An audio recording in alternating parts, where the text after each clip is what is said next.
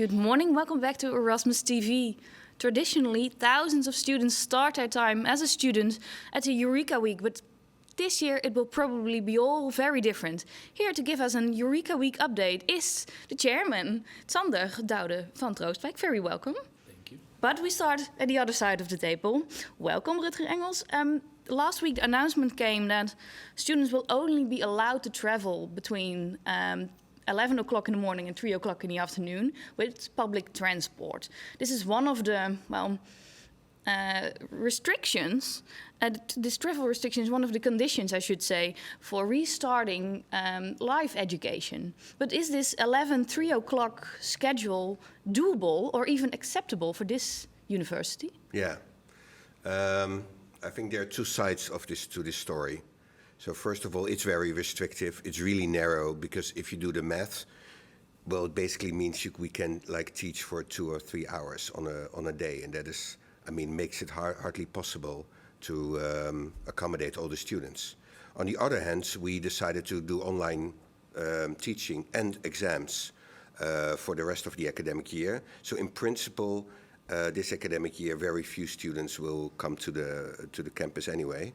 The problem is, however, next academic year is when we start up the hybrid form of education, and then it's essential that we open up more because otherwise we can't accommodate. We can accommodate only a few % of the students. So we definitely are making a strong plea to the ministry to also have this kind of agreements on public transport as local as possible. We are, it's different here than in Groningen or Maastricht.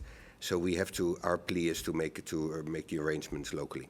Yeah, well, we know she sometimes watches, so hopefully you will take it into account. Sander, back to you. You already announced that Eurekaweek will go on this year, and with a lot of adjustments, I should say. So I could ask you, what will be different? But I think I should probably ask, is there anything that will be the same? Well, in essence, the Eurekaweek still remains the same because the pillars we stand for, so for prospective students to get to know the city of Rotterdam, the Erasmus University, and student life, that's still what we're aiming for. It's just the way that we're doing it this year, or the way that we're aiming for reaching those goals, that's what's going to be different. So yeah, there will be big differences, but it's still the 3 pillars that we're aiming for. Yeah, but before we talk furthermore on Eurekaweek 2020, let's first take a look back at 2019. This is the Eurekaweek as we were, all familiar with. I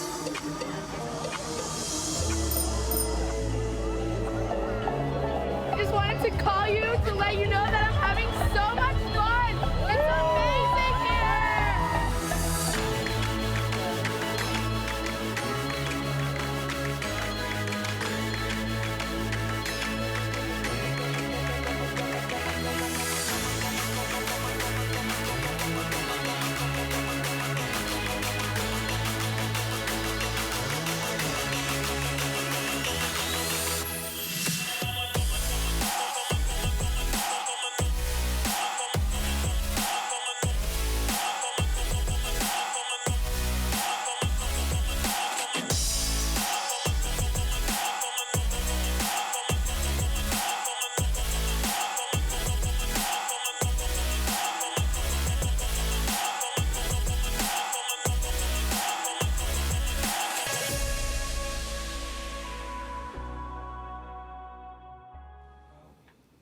Does it already feel weird to see such a crowded event?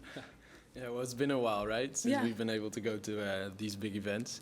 But does it feel weird? Well, not necessarily, no. Yeah, and your goal is to achieve a Eurekaweek that's blended, so online and offline. But what kind of offline events are you planning? Yeah, so what we're doing this year is indeed a blended Eurekaweek, and it's online because it's possible, offline if it's possible. So the offline events, it's as long as we take into account the measures taken by the government, we want to organize as much events, or as much activities, I should say, as possible. And you can think of tours throughout the city, picnics, tours through buildings, of course, taking the 1.5 meter restriction or rule into account. You keep telling us about the pillars, you know, getting to know the city, the university, each other. But is that even possible with, well, the 1.5 meter distance? Because Eureka Week is all about getting to know each other and perhaps some partying, a little bit perhaps. But is it even possible if you would have to take the distance into account? Well, of course, Eureka Week is about creating memories together with your group and with other students, with your guides. However, it's a challenge, but I think we can manage. It should definitely be possible, and this year, yes, it's going to be different, and it's going to be a challenge, especially the social aspect. Like a 1.5 meter is, well, something you definitely have to be aware of when you meet someone, which you normally do not do.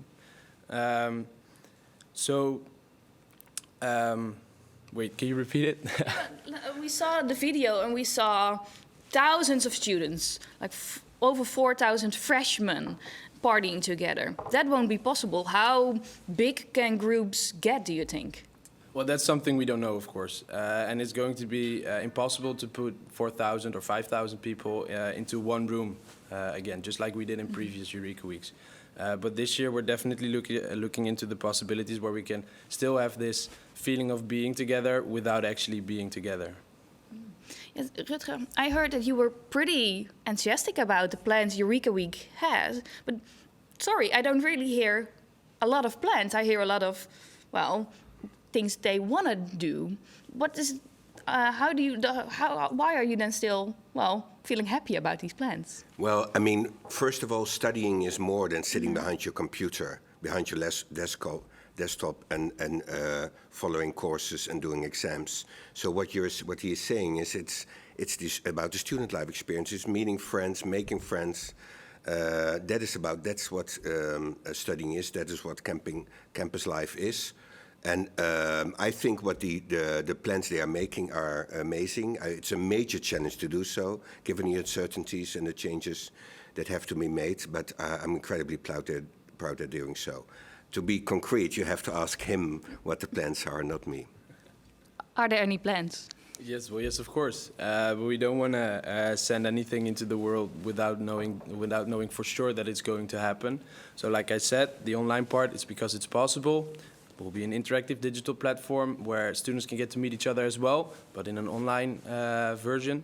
But student to student, but also student associations, and we'll try to accommodate that by hosting talk shows, having Q&As, playing games together. But then again, back to the small-scale activities, the physical activities. That's something that, well, we're still talking about with the municipality, with the university as well. So before we know anything for sure, we don't want to get ahead of ourselves. Yeah, but physical meetings would require places to sleep. Yeah. That could be a challenge. People could stay here. Oh, well, other years they could stay here at Erasmus Sport Building. Are you going to allow that this year? Well, to be honest, I didn't really think about that yet. And we will have good discussions with the Eureka Week board on this. So I don't want to go into this right now. Yeah. And then the last question: if this is a different Eureka Week, perhaps mostly online, does this mean that you don't need crew or guides or other volunteers? Because it's a popular position among students to be a guide, for example. It is, but we definitely need them this year as well, especially, like I said, if we're doing as much activities as possible and in as many locations as possible, we'll need them maybe even more than we normally do. And given the fact that chances are that there will be more participants this year, especially because there's a summer without, well, actual opportunities to do anything, we need them more than ever. Okay, so you're trying to make sure that students will still get to know the university, each other, and Rotterdam, and you're still, well, in all these meetings discussing how, right? Well, not really.